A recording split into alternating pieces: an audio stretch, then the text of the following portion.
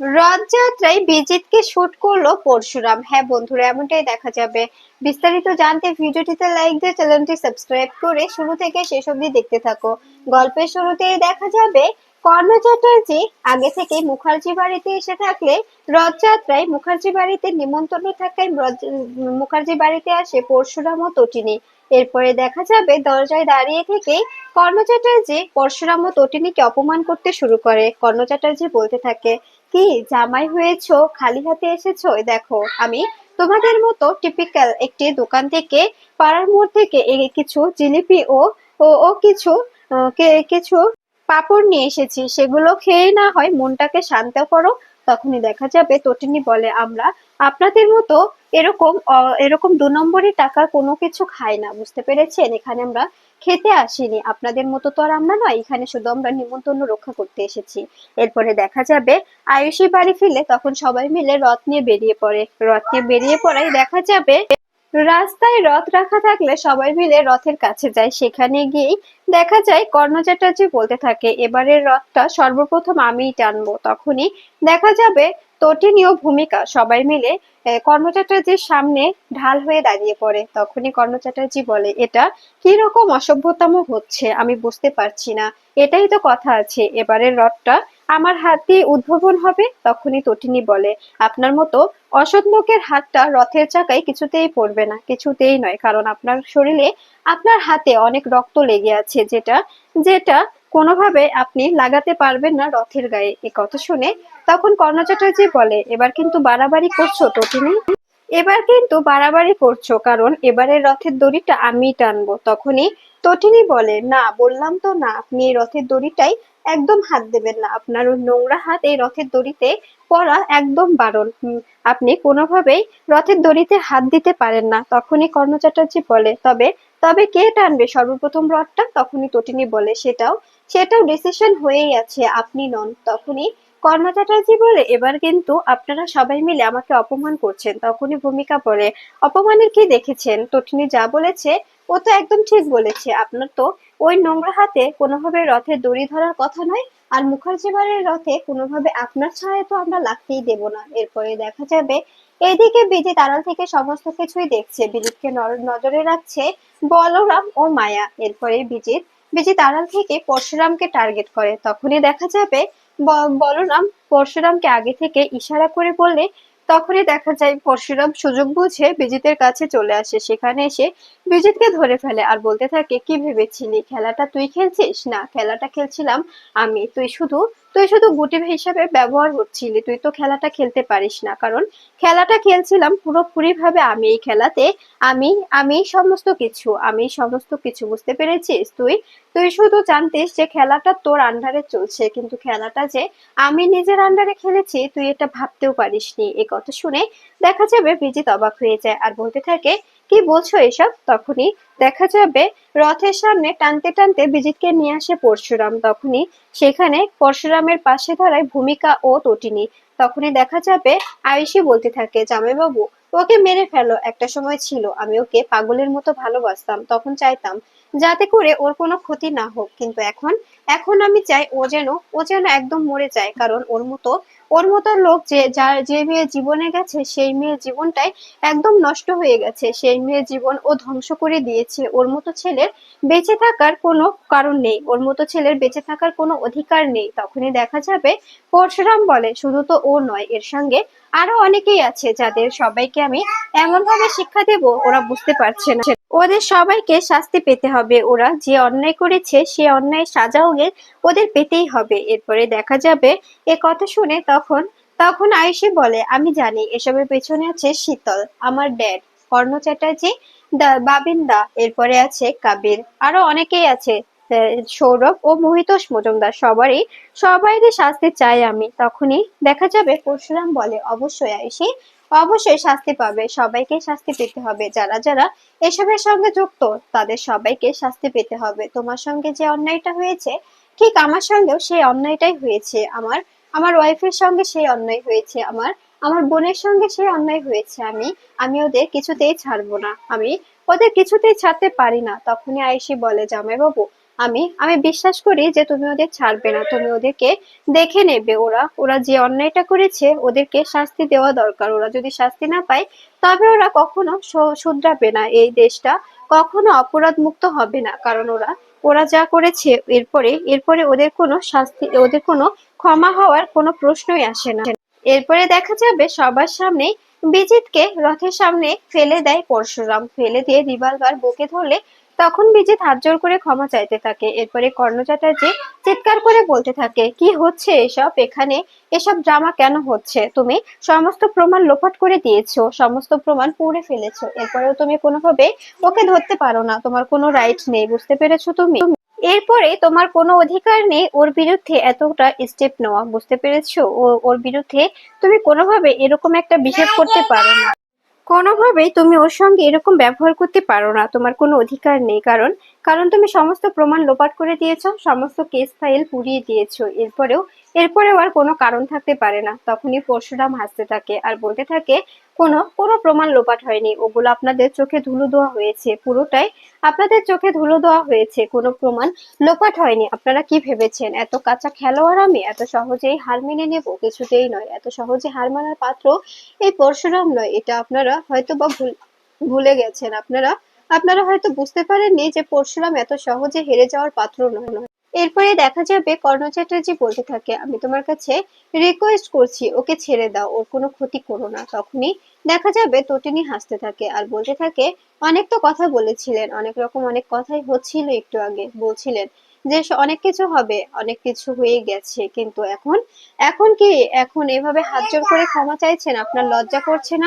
এভাবে হাত জোড় করে ক্ষমা চাইতে আপনার তো লজ্জা পাওয়া দরকার। তখন এ কথা শুনে কর্ণ চ্যাটার্জি বলে, আর লজ্জা দিও না, অনেক লজ্জা দিয়েছো, আর লজ্জা পেতে ইচ্ছে করছে না। এরপরে দেখা যাবে সবার সামনে বিজিতকে শুট করে পরশুরাম, এটা দেখে চিৎকার করে উঠে আয়ুষী। আয়ুষী বলতে থাকে, এটা এটা তুমি একদম ঠিক করেছো, কিন্তু আমি তো ওকে একটা সময় ভালোবাসতাম, তাই না? একটা সময় ভালোবাসতাম, কিন্তু কিন্তু ও আমার সঙ্গে যে অন্যায়টা করেছে, এরপরে এরপরে ওর প্রতি আর মায়া থাকলে চলবে না, ওর প্রতি কোনো মায়া রাখতে চাই না। আমি আমি কোনো কোনো রকম কোনো মায়া রাখতে চাই না ওর প্রতি। তুমি তুমি ওকে একদম শেষ করে দাও, ও যেন আর প্রাণে বাঁচতে না পারে জিজু, একদম প্রাণে না বাঁচতে পারে। ওকে ওকে আমি ঘৃণা করি, ওর কারণে আমার জীবনটা একদম নরক হয়ে গেছে, আমার জীবনটা একদম শেষ হয়ে গেছে। এ জীবন আমি কখনো চাইনি, এরকম এরকম জীবন আমি ভাবতেও পারি না। এরকম জীবন কজনেই চাই বলো তো? আমার জীবনটা ও একদম নরকে তৈরি করে দিয়েছে, আর সমস্ত কিছুতে সঙ্গ দিয়েছে আমার ড্যাড ও আমার দাদা। এ কথা শুনে দেখা যাবে কর্ণ চ্যাটার্জি বলতে থাকে, আয়ুষী তুমি কিন্তু এবার বাড়াবাড়ি করছো। কর্ণ কর্ণ চ্যাটার্জি কর্ণ চ্যাটার্জি বলছে, তুমি এবার বাড়াবাড়ি করছো, কারণ জিৎ মুখার্জি তোমার বাবা, তোমার বাবার সম্পর্কে তুমি এরকম কোনো মন্তব্য করতে পারো না, তোমার কোনো অধিকার নেই। তখনই আয়ুষী বলে, অবশ্যই পারে, যে বাবা তার মেয়েকে এরকম একটা জায়গায় ফেলে দিতে পারে, সে বাবার বিরুদ্ধে এরকম কথা বলাই যায়, কোনো রকম কোনো কথা কথা বন্ধ করা যায় না। এরপরে দেখা যাবে তীপর্ণা আয়ুষীকে জড়িয়ে ধরে বলতে থাকে, আমি আমি বুঝতে পারছি তোর কষ্ট হচ্ছে, কিন্তু ও যদি বেঁচে থাকে মা, তোর জীবনটা একদম শেষ হয়ে যাবে।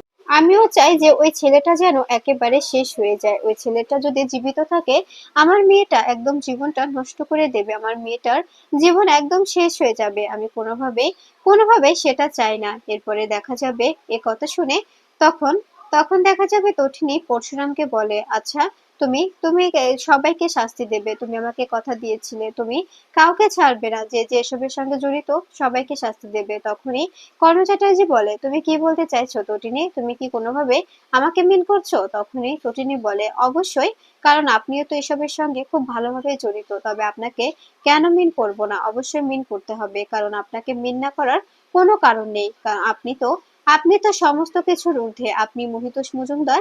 এরপরে এরপরে এই যে সৌরভ, এরা সবাই মিলে সমস্ত কিছুতে সাহায্য করেছেন। এরা দুজন তো এই ডিপার্টমেন্টের লজ্জা। ওরা ওরা কখনো ডিপার্টমেন্টের গর্ব হয়ে উঠতে পারবে না, কখনো না। একজন গর্বকে মেরে ফেলতে ওরা সাহায্য করেছে এবং নিজেরাই প্ল্যান সাজিয়েছে। ওদেরকে ওদেরকে দেখলে সত্যি লজ্জা করছে, ওদের মতো অফিসার যেন কোনো ডিপার্টমেন্টে না থাকে। তখনই তটিনী বলে, আমাদের ডিপার্টমেন্টে এরকমটা হলে আমরা তাদেরকে তখনই শেষ করে দিতাম, কিন্তু আমাদের ডিপার্টমেন্টের না বলেই ওরা এখনো জীবিত আছে। আমাদের ডিপার্টমেন্ট থেকে ওদেরকে একদম ছুঁড়ে ফেলে দেওয়া হতো। আমি আমি কোনোভাবে এটা মানতে পারছি না। সত্যি সত্যি ও যে এতটা এতটা নির্লজ্জ হবে সৌরভ, আমি সৌরভকে কখনো এরকমটা ভাবতে পারিনি। ওর মতো নির্লজ্জ ছেলে আর দুটো নেই। তখনই দেখা যাবে এ কথা শুনে সৌরভ রেগে যায় আর বলতে থাকে, এই তটিনী, গাঙ্গুলি, মুখ সামলে কথা বলো। তুমি কিন্তু এবার বাড়াবাড়ি করছো, তুমি আমাকে অপমান করছো। তখনই তটিনী বলে, অপমানের কি দেখেছো?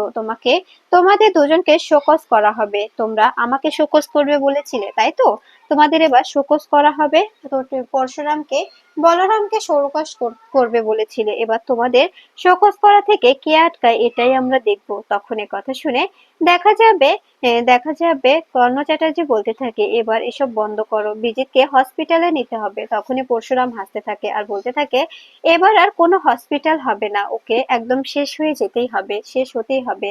আজকে আজকে ওকে রথের সামনে আমি আমি শুট করব, ইনকাউন্টার করে দিয়েছি ওকে আজকে জগন্নাথ দেবের সামনে বিসর্জন দেব। কারণ ওর মতো ক্রিমিনাল যেন কোনো জায়গায় জন্ম না নেয়, ওর মতো ক্রিমিনাল কোনো জায়গায় না থাকাটাই বেটার। ওর মতো ক্রিমিনালের কোনো জায়গা নেই, কোনো স্থান নেই। ওর মতো ক্রিমিনাল কোনো জায়গায় দেখা যায় না সচরাচর। ওর মতো ক্রিমিনাল সত্যি বলতে কোনো জায়গায় কেউ মানতে পারে না। ও একটা খুব বড় ধরনের ক্রিমিনাল, যার কোনো বুকপিট নেই, যার কোনো রকম মায়া দয়া নেই। একটি মেয়েকেও নৃশংসভাবে মারতে পারে। ও দুবারও ভাববে না। আয়ুষীকে ও মেরে ফেলতো, আয়ুষীকে হয় বিক্রি করে দিত, তা না হলে মেরে ফেলতো।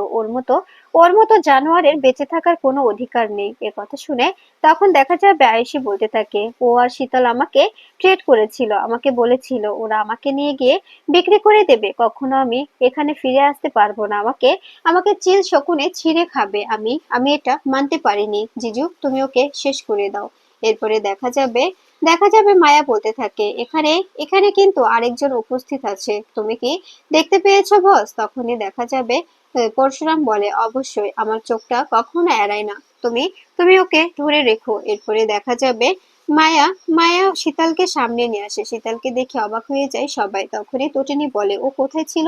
তখনই মায়া বলে, ও এখানেই ছিল, ওরা সবাই মিলে এখানে ঘিরে ধরেছিল বসকে বসকে মারার জন্য। ওরা সবাই প্ল্যান করে এসেছিল যে আমাদের বসকে মারবে। তখন এ কথা শুনে পরশুরাম ও তটিনী হাসতে থাকে আর বলতে থাকে, তোমাদের এতটাও সাহস হয়নি যে পরশুরামকে মারবে, আর এতটাও ক্ষমতা এখনো জন্মায়নি। পরশুরামকে মারা এতটাও সহজ নয় যতটা সহজ তোমরা মনে করেছো। এরপরে দেখা যায় তখন এ কথা শুনে শীতল বলতে থাকে, তুমি তুমি আমাকে চেনো না তটিনী, তুমি আমাকে খুব ভালো করে চেনো না। আমি যে কি করতে পারি তোমাদের কোনো ধারণা নেই। এই শীতলকে কেউ এখনো চেনে না। আমি ভালোবাসার কাঙাল ছিলাম, ভালোবেসে আজকে রাস্তায় এসেছি। ভালোবেসে প্রত্যেকটা মেয়ে সবকিছুই করতে পারে, সবকিছু। ভালোবাসা কখনো কোনো কিছু আটকায় না, ভালোবাসা সবকিছুকে হার মানিয়ে দেয়। ভালোবেসে সমস্ত কিছু করতে পারি আমি। এ কথা শুনে দেখা যাবে পরশুরাম বলে, ভালোবাসলে এরকমটা হওয়া যায় না শীতল, তুমি তুমি ভুল করেছো, তুমি প্রচন্ড ভুল করেছো। তোমার ভালোবাসা কোনোভাবেই আমি মানতে পারিনি, কারণ তোমার ভালোবাসাটা অতি তিক্ত ছিল। তুমি এরকম করে ভালোবাসেছো যাতে করে শুধু ক্ষতি হয়েছে, কখনো কারো ভালো হয়নি। এরকম ভালোবাসা যেন কোনো ছেলের কপালে না জুটে। কোনো ছেলে এরকম ভালোবাসা চায় না, যে ভালোবাসার কারণে তার পুরো জীবনটা একদম তছনছ হয়ে যায়। তুমি তুমি এতটাই ভালোবাসো যে আমাকে মারতে তোমার দুবারও হাত কাঁপে না, তাই না শীতল?